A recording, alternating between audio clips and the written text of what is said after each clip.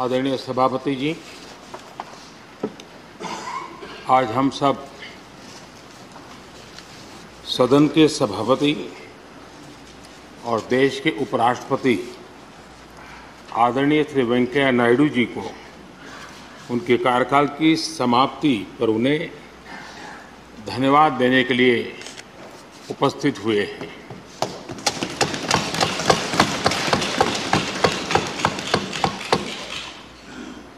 ये इस सदन के लिए बहुत ही भावुक पल है। सदन के कितने ही ऐतिहासिक पल आपकी गरिमामय उपस्थिति से जुड़े हुए हैं। फिर भी अनेक बार आप कहते रहे हैं, I have retired from politics but not tired from public life. और इसलिए इस सदन को नेतृत्व देने की आपकी जिम्मेदारी भले ही पूरी हो रही हो, लेकिन आपके अनुभवों का लाभ भविष्य में सुदीर्घ काल तक देश को मिलता रहेगा।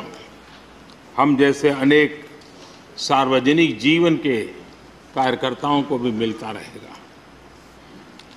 आदरणीय सभापति महोदय, आजादी के अमृत महोत्सव में आज जब देश अपने अगले 25 वर्षों की नई यात्रा शुरू कर रहा है,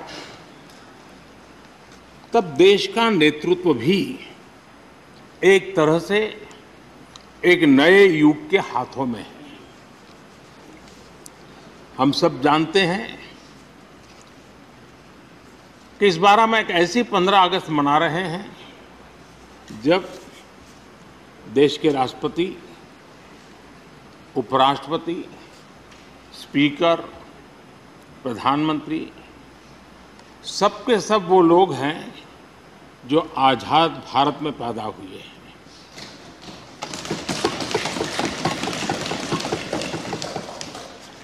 और सबके सब बहुत ही साधारण पृष्ठभूमि से आते हैं। मैं समझता हूं उसका अपना एक सांकेतिक महत्व है, साथ में देश के नए युग का एक प्रतीक भी है। आदरणीय सभापति महोदय, आप तो देश के एक ऐसे उपराष्ट्रपति हैं जिसने अपनी सभी भूमिकाओं में हमेशा युवाओं के लिए काम किया है। आपने सदन में भी हमेशा युवा सांसदों को आगे बढ़ाया, उन्हें प्रोत्साहन दिया। आप लगातार युवाओं के संवाद के लिए यूनिवर्सिटीज और इंस्टीट्यूशंस लगातार जाते रहे हैं। नई पीढ़ी के साथ आपका एक निरंतर कनेक्ट बना हुआ है और युवाओं को आपका मार्गदर्शन भी मिला है और युवा भी आपको मिलने के लिए हमेशा उत्सुक रहे हैं। इन सभी संस्थानों में आपकी लोकप्रियता भी बहुत रही है। मुझे बताया गया कि वाइस प्रेसिडेंट के रूप में आपने सदन के बाहर जो भाषण दिए, उनमें करीब करीब 25% युवाओं के बीच में रहे हैं। ये भी अपने आप में एक बहुत बड़ी बात है। आदरणीय सभापति महोदय, व्यक्तिगत रूप से मेरा ये सौभाग्य रहा है कि मैंने बड़े निकट से आपको अलग अलग भूमिकाओं में देखा है।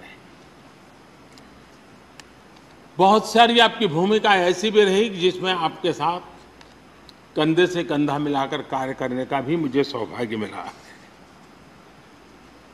पार्टी कार्यकर्ता के रूप में, आपकी वैचारिक प्रतिबद्धता रही हो, एक विधायक के रूप में आपका कामकाज हो, सांसद के रूप में सदन में आपकी सक्रियता हो, भारतीय जनता पार्टी के अध्यक्ष के रूप में आपका सांगठनिक कौशल्य और लीडरशिप की बात हो, कैबिनेट मंत्री के रूप में आपकी मेहनत, नवाचार का आपका प्रयास और उससे प्राप्त सफलताएं देश के लिए बहुत उपकारक रही है, या फिर उपराष्ट्रपति और सदन में के सभापति के रूप में आपकी गरिमा और आपकी निष्ठा। मैंने आपको अलग अलग जिम्मेदारियों में बड़े लगन से काम करते हुए देखा है। आपने कभी भी किसी भी काम को बोझ नहीं माना। आपने हर काम में नए प्राण फूंकने का प्रयास किया है। आपका जज्बा, आपकी ये लगन हम लोगों ने निरंतर देखी है। मैं इस सदन के जरिए प्रत्येक माननीय सांसद और देश के हर युवा से कहना चाहूंगा कि वो समाज, देश और लोकतंत्र के बारे में आपसे बहुत कुछ सीख सकते हैं।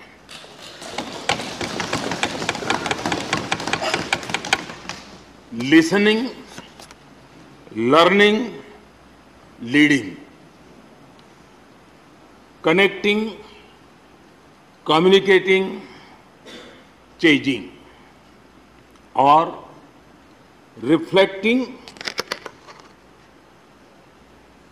रिकनेक्टिंग जैसी किताबें आपके बारे में बहुत कुछ बताती हैं।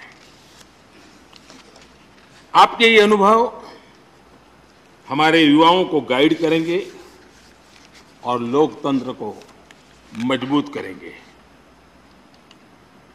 आदरणीय राष्ट्रपति महोदय, आपकी किताबों का जिक्र मैंने इसलिए किया क्योंकि उनके टाइटल में आपकी वो शब्द प्रतिभा झलकती है जिसके लिए आप जाने जाते हैं। आपके वन लाइनर्स, बीट लाइनर्स होते हैं और विन लाइनर्स भी होते हैं।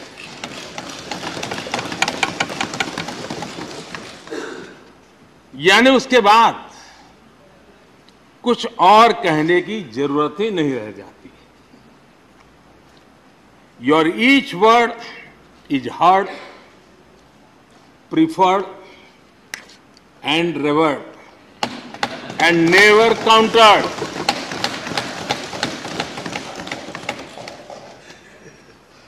कैसे कोई अपनी भाषा की ताकत के रूप में और सहजता से इस सामर्थ्य के लिए जाना जाए और उस कौशल से स्थितियों को दिशा मोड़ने का सामर्थ्य रखे।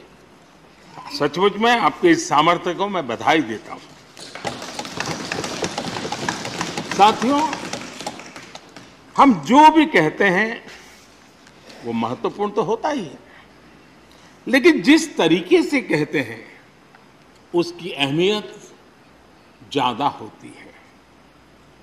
किसी भी संवाद की सफलता का पैमाना यही है कि उसका गहरा इम्पैक्ट हो, लोग उसे याद रखें और जो भी कहें उसके बारे में लोग सोचने के लिए मजबूर हो।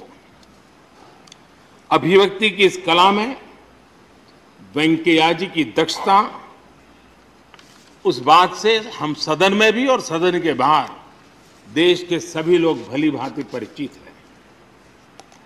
आपकी अभिव्यक्ति का अंदाज जितना बेबाक है उतना ही बेजोड़ भी है।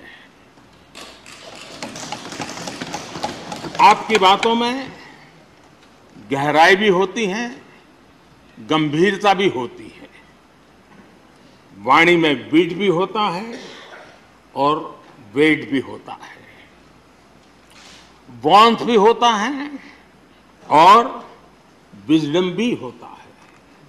संवाद का आपका तरीका ऐसे ही किसी बात के मर्म को छू जाता है और सुनने में मधुर भी लगता है।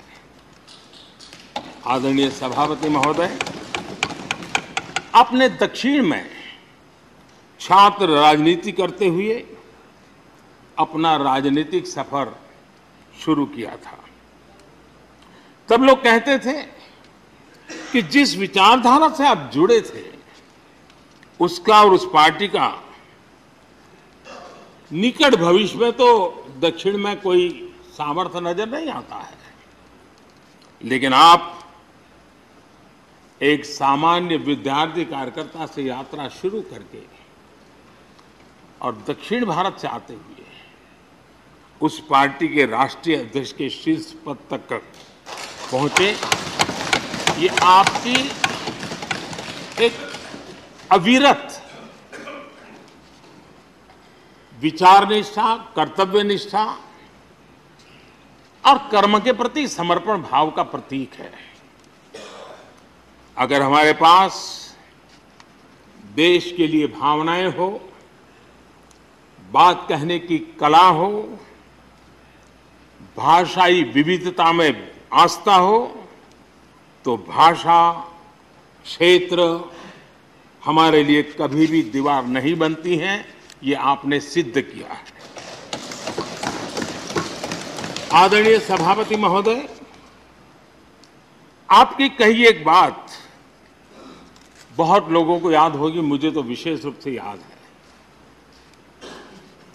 मैंने हमेशा सुना है आप मातृभाषा को लेकर के बहुत ही टची रहे हैं, बड़े आग्रही रहे हैं, लेकिन उस बात को कहने का आपका अंदाज भी बड़ा खूबसूरत है। जब आप कहते हैं कि मातृभाषा आंखों की रोशनी की तरह होती है, मातृभाषा आंखों की रोशनी की तरह होती है, और आप आगे कहते हैं और दूसरी भाषा चश्मे की तरह होती है। ऐसी भावना हृदय की गहराई से ही बाहर आती है। वेंकैया जी की मौजूदगी में सदन की कार्रवाई के दौरान हर भारतीय भाषा को विशिष्ट अहमियत दी गई है। आपने सदन में सभी भारतीय भाषाओं को आगे बढ़ाने के लिए काम किया। सदन में हमारी सभी 22 शेड्यूल लैंग्वेज में कोई भी माननीय सदस्य बोल सकता है, उसका इंतजाम आपने किया। आपकी ये प्रतिभा, आपकी निष्ठा आगे भी सदन के लिए एक गाइड के रूप में हमेशा हमेशा काम करेगी। कैसे संसदीय और शिष्ट तरीके से भाषा की मर्यादा में कोई भी अपनी बात प्रभावी ढंग से कह सकता है, इसके लिए आप प्रेरणापुंज बने रहेंगे। आदरणीय सभापति महोदय, आपकी नेतृत्व क्षमता, आपके अनुशासन ने इस सदन की प्रतिबद्धता और प्रोडक्टिविटी को नई ऊंचाई दी है। आपके कार्यकाल के वर्षों में राज्यसभा की प्रोडक्टिविटी 70% बढ़ी है। सदन में सदस्यों की उपस्थिति बढ़ी है। इस दौरान करीब करीब 177 बिल पास हुए या उन पर चर्चा हुई, जो अपने आप में कीर्तिमान है। आपके मार्गदर्शन में ऐसे कितने ही कानून बने हैं जो आधुनिक भारत की संकल्पना को साकार कर रहे हैं। आपने कितने ही ऐसे निर्णय लिए हैं जो अपर हाउस की अपवर्ड जर्नी के लिए याद किए जाएंगे। सचिवालय के काम में और अधिक एफिशिएंसी लाने के लिए भी आपने एक समिति का भी गठन किया। इसी तरह राज्यसभा सचिवालय को सुव्यवस्थित करना, इंफॉर्मेशन टेक्नोलॉजी को बढ़ावा देना, पेपरलेस काम के लिए ई ऑफिस सिस्टम को लागू करना, आपके ऐसे कितने ही काम हैं जिनके जरिए उच्च सदन को एक नई ऊंचाई मिली है। आदरणीय सभापति महोदय, हमारे यहाँ शास्त्रों में कहा गया है, न सा सभा यत्र न सन्ति वृद्धा न ते ये न वदन्ति धर्मम।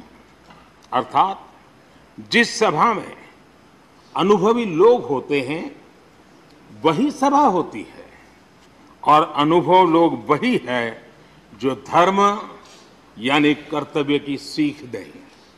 आपने मार्गदर्शन में राज्यसभा ने इन मानकों को पूरी गुणवत्ता से पूरा किया है।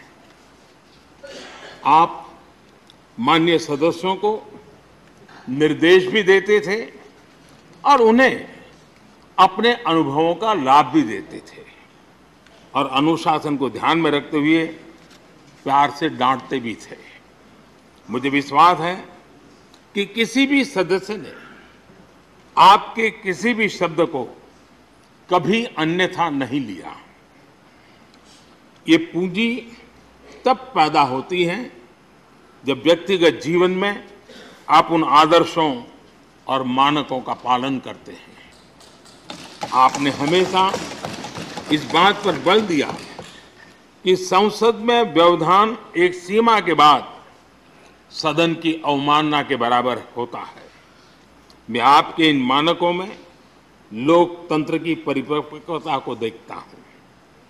पहले समझा जाता था कि अगर सदन में चर्चा के दौरान शोरगुल होने लगे तो कार्यवाही को स्थगित कर दिया जाता है, लेकिन आपने संवाद, संपर्क और समन्वय के जरिए न सिर्फ सदन को संचालित किया बल्कि उसे प्रोडक्टिव भी बनाया।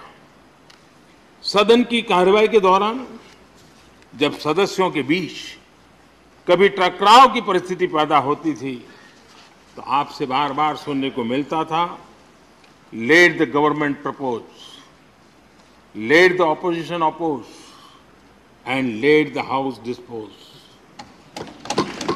इस सदन को दूसरे सदन से आए विधेयकों पर निश्चित रूप से सहमति या असहमति का अधिकार है। यह सदन उन्हें पास कर सकता है, रिजेक्ट कर सकता है,